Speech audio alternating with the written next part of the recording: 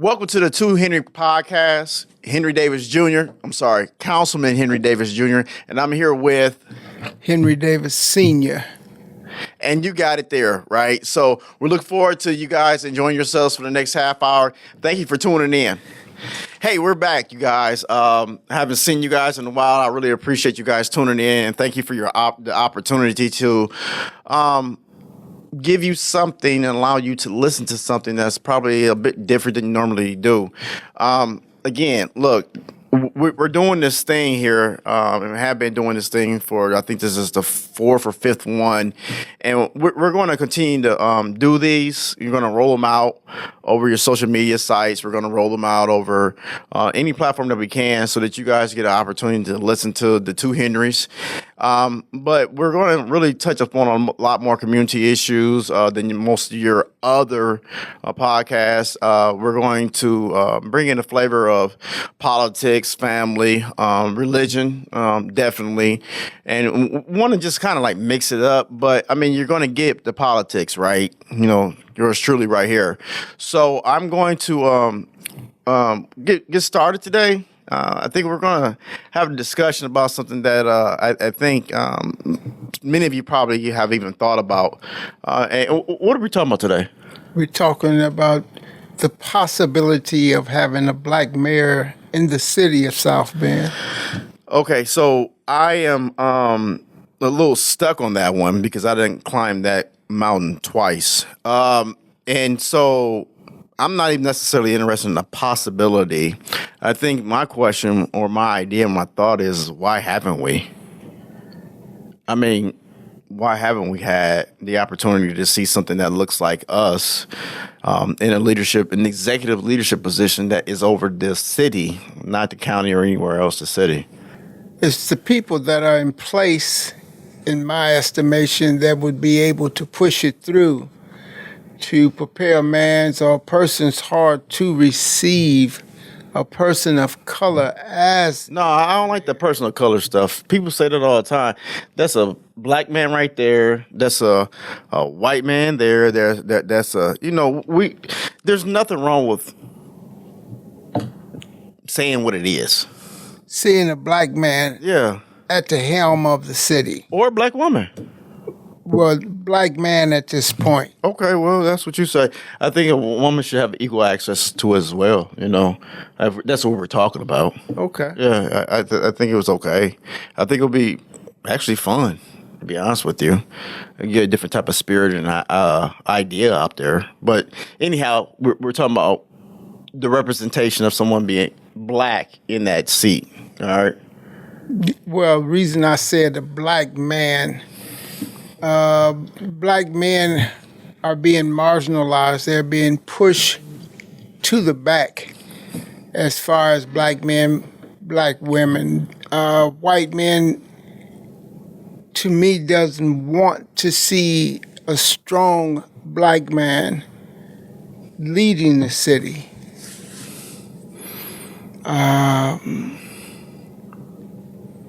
It's like we don't exist. Only time we really see a black man, it is when he have done something wrong, criminal act, or just done something stupid altogether.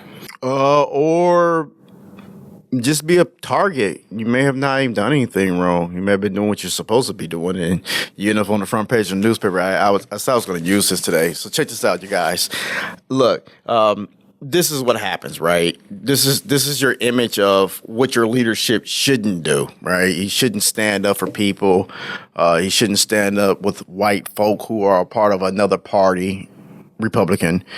And you're not supposed to be able to speak the truth about whatever you're encountering or facing. So it says ex-South Bend councilman faces defamation suit. I get sued because I told the judge, probate court judge, that he was wrong. I'm not going to get into the words that I said, but dude, you're wrong. And because somebody got butthurt, he wanted to go ahead and start suing, Look, it's over with. It's been done. But when you do run into this type of problem or situation, it only becomes a real problem when you do not have the support or base of support, usually from your own community. There, you didn't see, or we didn't see, or I didn't see. I never experienced during the course of this lawsuit, while this was in court. Not very many black people stood up or said anything. As a matter of fact, they didn't. None. And they knew the history of this judge, his behavior, the actions, etc., but went nowhere around. Yeah. My thing is, I remember when you ran for mayor, we had another black gentleman say to you, what makes you think that the white politicians would turn No, he said white community. That's what he said. I remember that. I know you can ready to say. the budget over to you as if you didn't know or wouldn't know what to do with a budget of that amount, so many millions of dollars a year, that it was like you didn't have the mentality nor the understanding of knowing what to do to run a city. And that came out of his mouth. Yeah. A local black pastor, to be honest with you, said that out loud to me in my face. That was not only offensive, but that was also hurtful, right? I got into a situation in my own mind, questioning what I was doing, why I was doing it. And I think what occurred years later, I found myself to be extremely angry by it was such painful memories coming from that last. I think it was the last run. It just I don't know. I've never seen so many people who needed so much more support. They felt like the only way that it would happen is through the people that oppresses them. And so your argument earlier, or what your statement was, it wasn't even an argument. What you said earlier, you said something to me about they've been pushed to the back. They, meaning black men. Absolutely. And that has been the context of the discussion, given what we have now as for a president and what the Democratic Party did not want to support. And that was the issues of the black man. They talked about that. It's been rolling around on the news for a while actually, and so you get some conversation about it now. It's not as loud as it used to be, but it still exists. And I have some friends too that's really like pissed off at the Democratic Party because of that. They ask a black man questions that they refuse to ask the white man. You've never heard a white candidate get questioned in that manner. That's what really riled me up. How dare you? How dare you ask me a question like that? And you just assume that the white man know what to do with the money. And if you took a look around, you can see that he's been messing up since day one. But you don't have the nerve to ask that question to him. Well, it's cultural, right? And if you're being told that you're not allowed to ask those questions, or even the consequences that come from this type of like work, I paid a pretty penny over the last 20 years on a lot of different things. Those are silent battles folks don't know anything about, but I mean, you talking about getting blackballed from jobs. Oh, my God. One that was extremely loud was the when I was pulled over at gunpoint. You was with me, too. Got pulled over at gunpoint by the police department. I mean, look, those things are part of, the work that I had to do. And because I was bold enough or crazy enough or maybe I love my community so much that I thought it was necessary to, hey, you guys don't deserve a budget because we are still dealing with the police tapes. And those are telling us that you got some practices that, some unsavory practices going on there. And so I voted against it. And that was my right as a council person. I'm allowed to do that. That's what I am supposed to do. Yay or nay. Can't abstain from voting in Indiana. If somebody do, you need to go check their handbook. But no, really, really, really. And so some folks don't want to pay the price. They are very nervous from paying the price, man. And we start off the show and we're talking about it, the consequences of it, but we're also talking about how people have such a it's just a distaste. It's I wouldn't say they ever scared. It was just a really, really a distaste to what that is, and I can survive the way that I've been living. And that turns obviously over to apathy and less voting. But, like I said, I brought this up and I see so many things here in this room that, look, none of this was like put together like that. So I can see his hat, okay? I remember going to the TSU game when they played Notre Dame, and Notre Dame beat them up pretty good. And so I remember So I had TSU on this day. My wife is a graduate from Tennessee State. And so it was just like, you can't wear no Notre Dame gear this week. And I said, cool. And so I put the TSU, and I'm going to get back to what we're talking about. The TSU represented that I was from down south. The TSU represented that I was black. TSU thing represented so many other things. And I remember being out on campus, and this lady, you have to know who Henry is in South Bend, especially at that time, And so she just looked at me, and she was just so like, thank you so much for coming, and we really appreciate you guys being here. It was like this gift of a guest from, wherever that didn't even know that they were like fresh off the boat or something. It was crazy, crazy as hell. And I just remember the experience of people not remembering who I was because there were so many black people out there.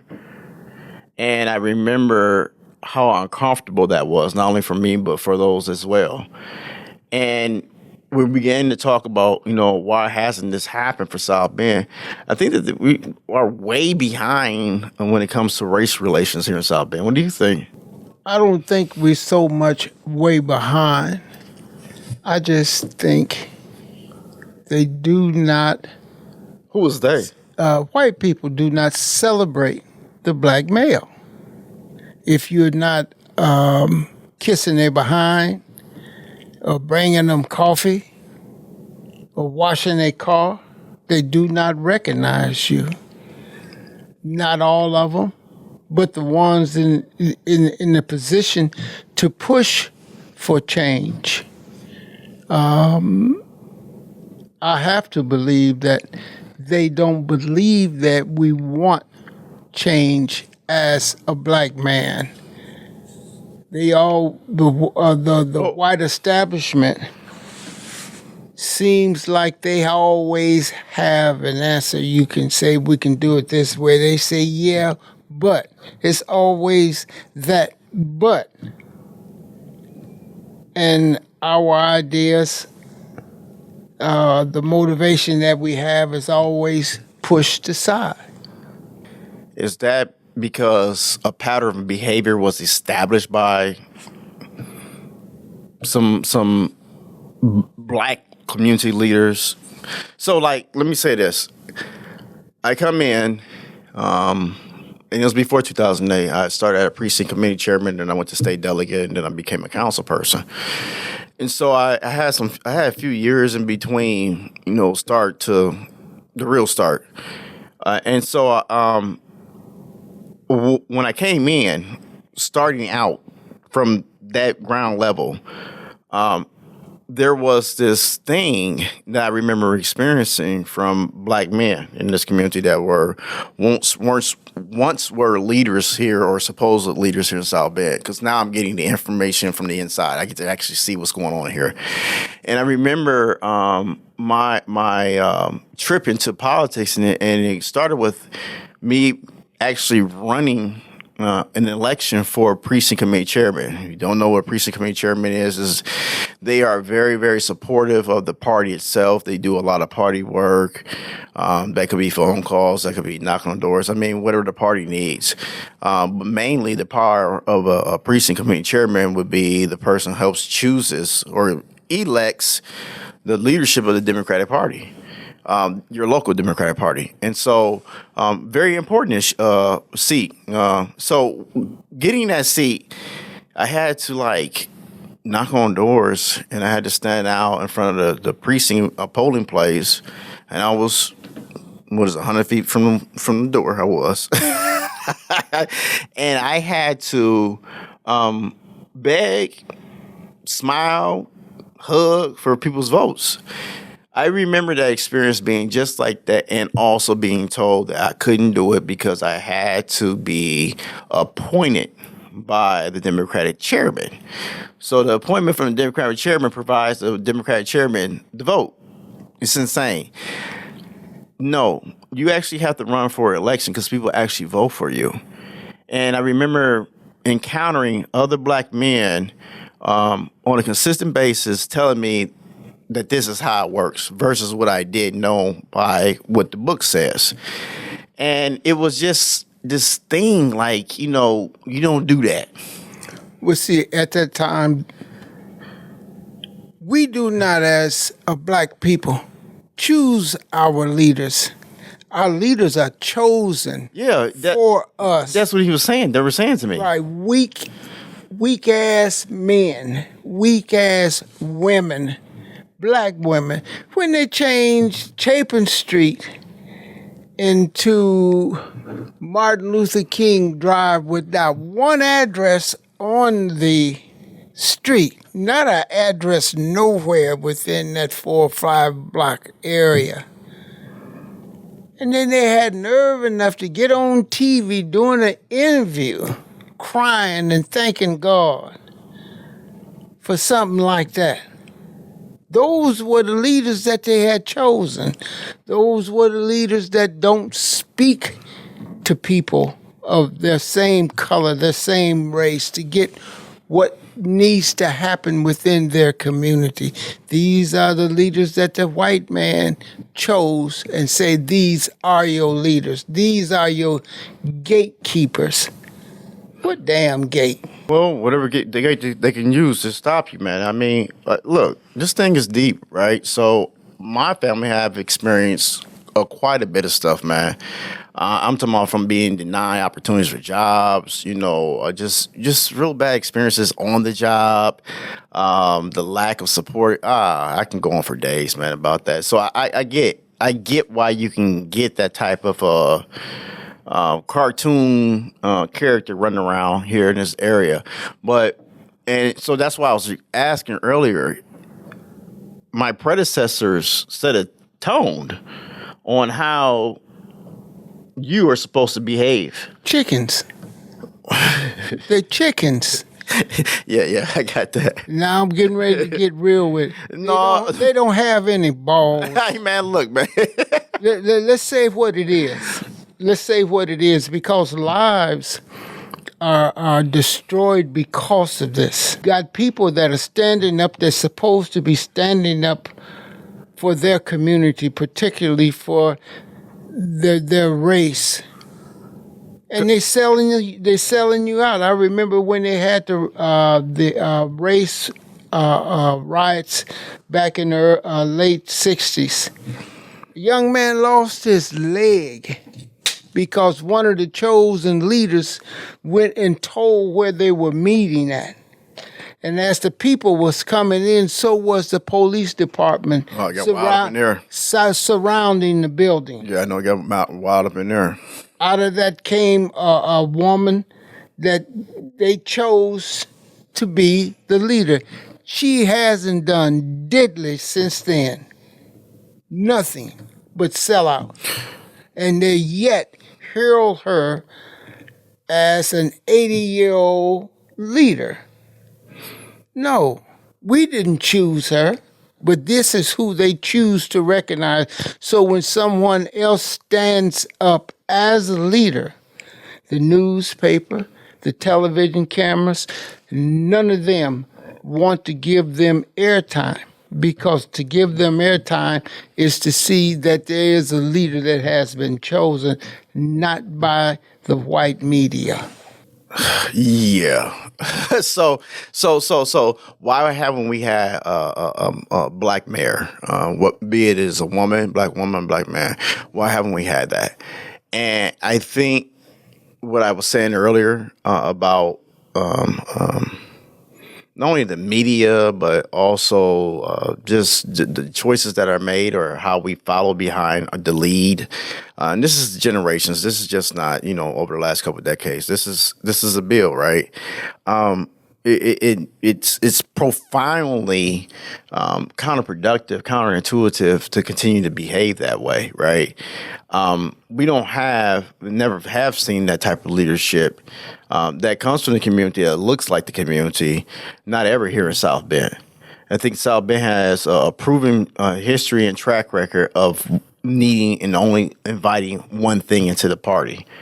And that one thing is your level of conformity and how do you have to conform. I think that is like disgusting, and that flies right in the face of what we call our republic.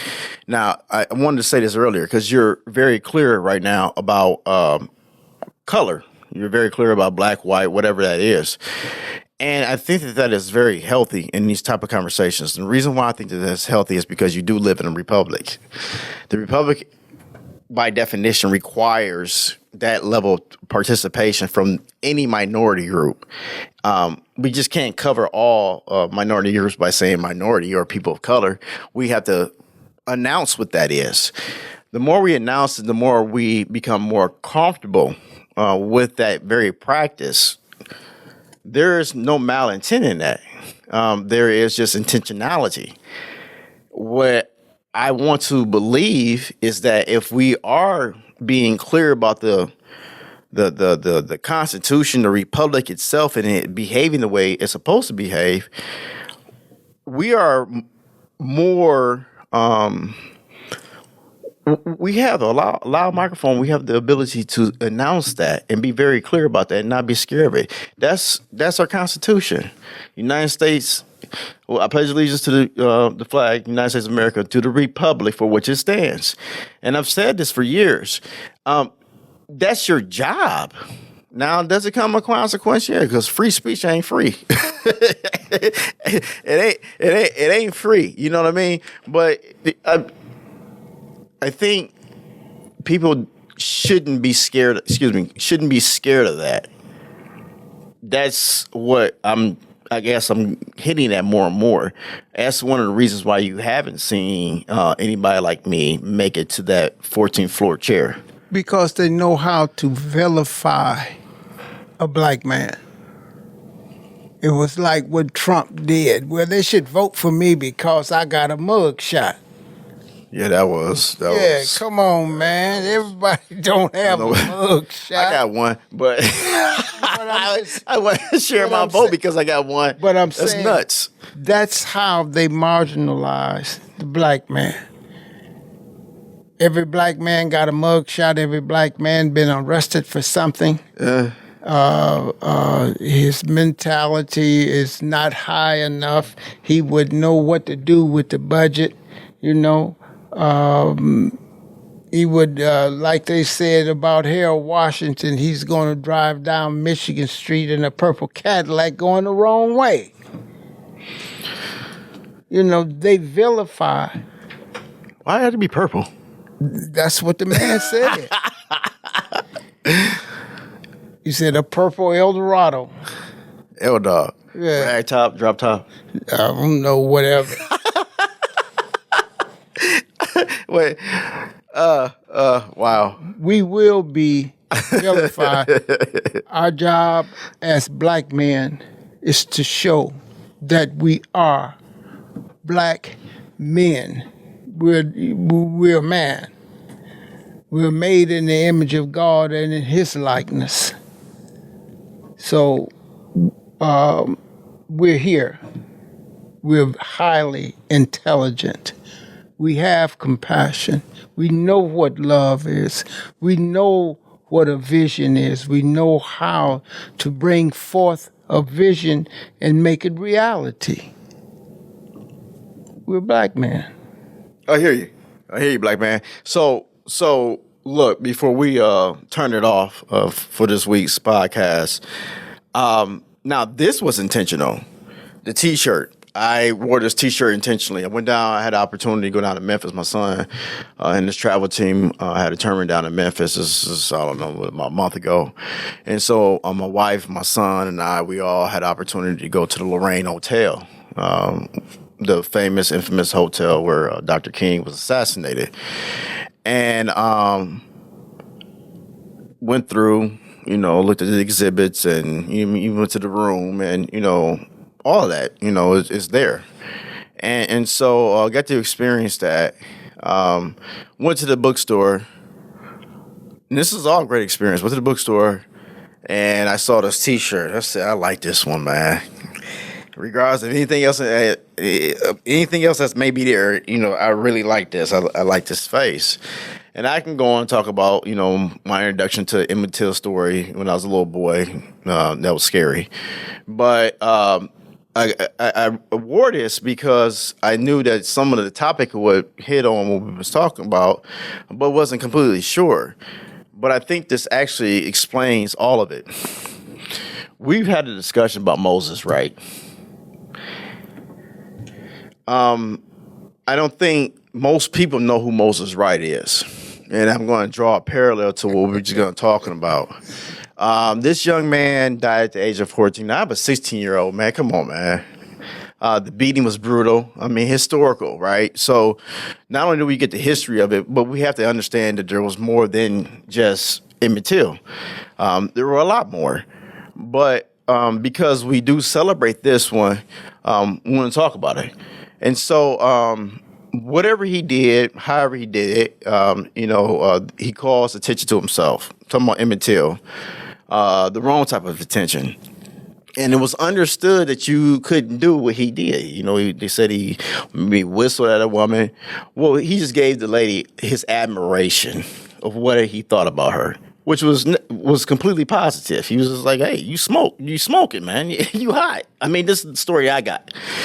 And so, but 14, he out there like a little boy, so you don't know what he really meant. You know what I mean? So, I'm going to get to it. So after he, displays this action, later on that night, you got some guys at the door. He has them on the door. They beat on it. And so, knowing who they are,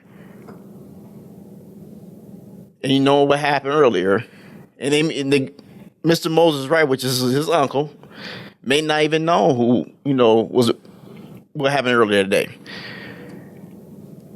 What I'm saying, him opening that door or even responding allowed to happen. The actions. There wasn't a fight. There wasn't a tussle. There wasn't no gunshots shot, no nothing. What I'm drawing a parallel to is how we get people the ability to rule over our community and do nothing to push back. This is your house. This is where you live at. This is where you work at. This is where your family and your kids are being raised at. This is not a military or militant action. This is your participation in our fine republic. This is your opportunity to create a community that supports you and grows you. This is your opportunity. This is how this works. And for whatever reason, we continue to let people just walk in and take our kids and do whatever they want to do with them. We allow them to make decisions for our lives. Yeah. And be satisfied with whatever they roll out with. So, like, somebody comes and beats on my door, and guess what? They may overpower me. But it's not going to just be one person dead. There's going to be a lot of tussling going on. I may even lose. Yeah, But come in my house like that, I'm gonna lock the doors. I'm gonna make you break out. yeah, there's a different level of conversation. What I'm saying, and I understand Mr. Moses, right? I do. I get it. He's like what we just talked about earlier. Those who are just interested in perform what they're told to perform, and they don't get no smoke. I got it. It's a programming. It's engineering. But as we have got a little bit further into time, we've got more understanding of the Holy Writ. We've become more liberated. I think it's time to move past that. I think also what has really happened, it is that we see the weak person, the weak black man, as Moses, right? Whatever excuse he came up with when they came in there and got that young man out of there, took him in 14 years old. and did him the way that they wanted to do him, whatever came to mind, that's what they did. Now, they had black men that they couldn't have came up in that house and did that. No? They knew exactly where they were going and who they were dealing Oh, absolutely. with. So, yeah. And that's what is portrayed before people. That type of individual, that type of black man is what's laid out before them. Before us. It ain't just them. It's us. We get to see it too. Okay, so this is the picture that they have, and this is the picture that And if you fight back, you end up in a newspaper like this. it was like the night when they pulled us over at gunpoint. They thought they had an easy ride. They didn't have an easy ride. Yeah, that's some traumatic stuff there, man. I'm standing there, and I got 4 police officers with their weapons drawn on me, and they knew we done no wrong whatsoever. Man, we just left the council meeting We did no wrong. where I voted against their budget. And That's they- what we did wrong. And they got their weapons pulled out. I had one had taken his hat off, and his head was bald.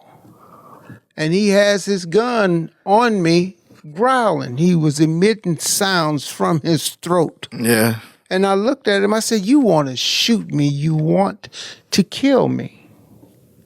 And he kept growling and emitting them sounds from him. But I went to jail. Yeah, you did. I went to jail. But he had one of the most unpleasant rides in his life. Sure. He ran every stop sign, every light. I talked about him and his mother for bringing such an individual into the world. So, but this is the image that is portrayed amidst white people and amidst black people, weak black men. That's why that knucklehead could walk up to you and say, "Do you think they're going to trust you with the budget?" I pay taxes like everybody else. What do you mean? That's my money too. You know, what makes this any different? But it's the image that was portrayed. It was like I said, when they came to that meeting where black people had gotten together to bring a list of demands, one person in that building had sold them out already. They did not come in to an area where there was being any violence. They brought the violence. They brought the fear. The young man got scared and he ran. They shot him in his back and blew his leg off. No one has answered yet for that. That's South Bend history, right? Right.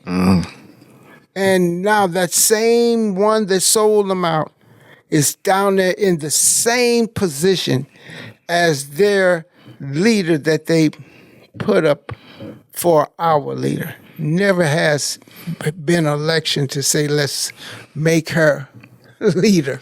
Okay, so we're very low on time. As a matter of fact, I don't think we'll be having more time. But I'm going to ask this question. Does the idea of the white establishment having to speak up for black people, or white people themselves have to speak up for black people in order for that to happen? We said Black Mayor. We were talking about Black Mayor. That does it. Given all the complexities we've been talking about the entire time, does white South Bend has to speak up for black South Bend, or does black South Bend has to speak up for black South Bend? In that way, yeah. I look at it this way.